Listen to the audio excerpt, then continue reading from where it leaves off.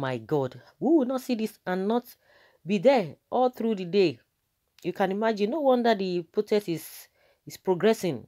Apart from that, they are still making a statement because people cannot just be there from morning till night. And, just like I think some days or yesterday in Lagos, they stayed through all the night. Even before then, even before that day, a lots have been happening. You can imagine. If I may ask, how do you feel after seeing these foods? Just drop your comments underneath and let us know how you feel. It's no longer in news that there has been a wide protest in the Federal Republic of Nigeria for the past 2 weeks, clamoring for the end of police brutality with the hashtag #EndSARS. Ever since I was born, this is the widest protest by youth that I have ever witnessed. The protest is not heard only in Nigeria, but the protest also goes diaspora. What amused me in this protest is that upon how people are beating and hooligans are scattering them with guns, they still unite in one aim, which is hashtag #EndSARS. The protesters have not treated themselves like friends and family. Okay, the protesters have now treated themselves like friends and family. They bring good and certainly delicious food to the place of protest, serving everyone and making sure no one there is hungry. Of course, you can imagine. I'm sure you are seeing what I'm seeing here. Very, very fantastic. And apart from that, I think even in Abuja, if I'm not mistaken, those thugs that really even attacked the protesters, I learned that the protesters were able to capture them and they treated them. They took them to the hospital. That was what we heard.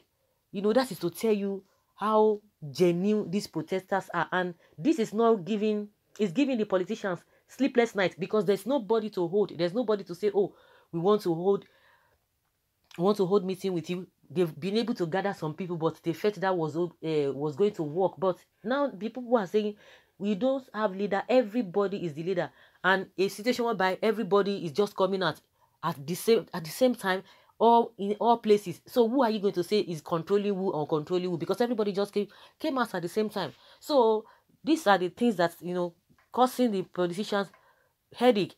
The other time we learned that or we heard that the chief of army staff, Lieutenant Tukur Brutai, giving the advice to the president whether the army should go on the streets to chase away those protesters.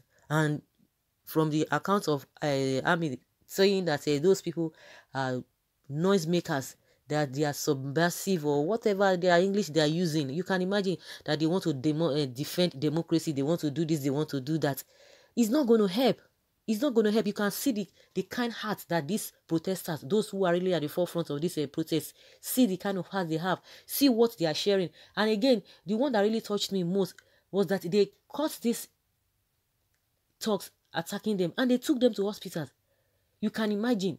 And that is what the government does not want. And they are looking for ways to be able to make sure that there's disunity among the people. But it's not going to work.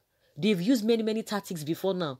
And people have really fallen for that. But this time around, I don't think it's going to work. It's not going to work because this whole thing is happening globally. The whole world is hearing. The whole world is watching what Nigerian youth are going to come out of this whole thing. Going to 2 weeks. And maybe they will think that, oh, don't worry. By the time they do it for 2-3 days, and that has been the trend. They will be tired. They will go home. But it beats their imagination that these people are still ongoing. The strength is just growing day by day. Those who were not even part of the whole thing from the beginning, some people are joining midway.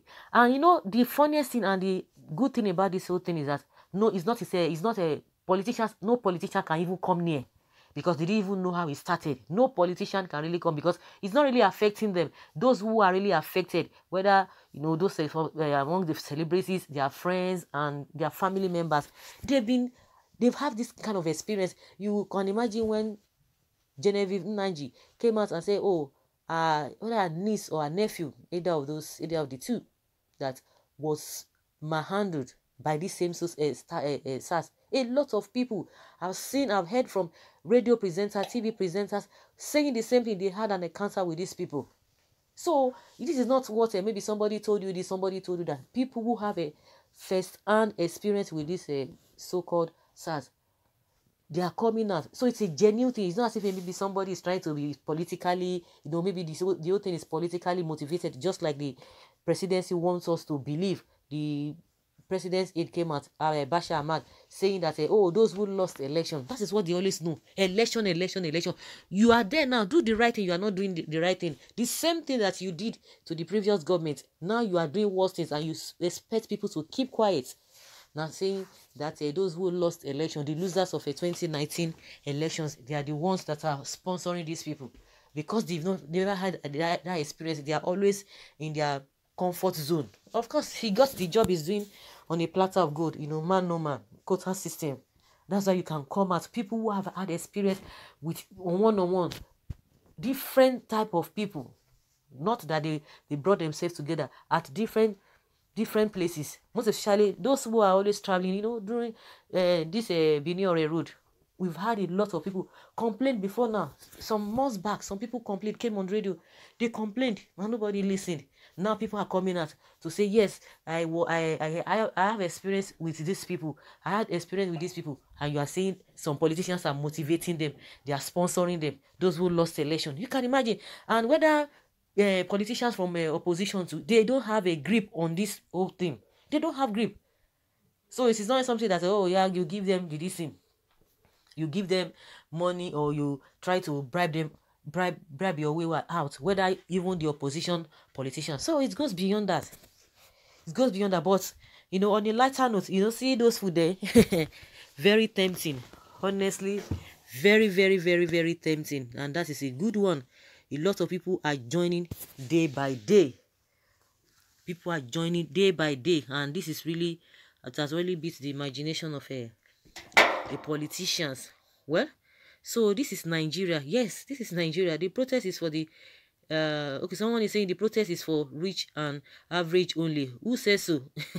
So if the protest is for the rich and average only, but they are coming for what you are suffering for, because you are not there, because you think it's not for you.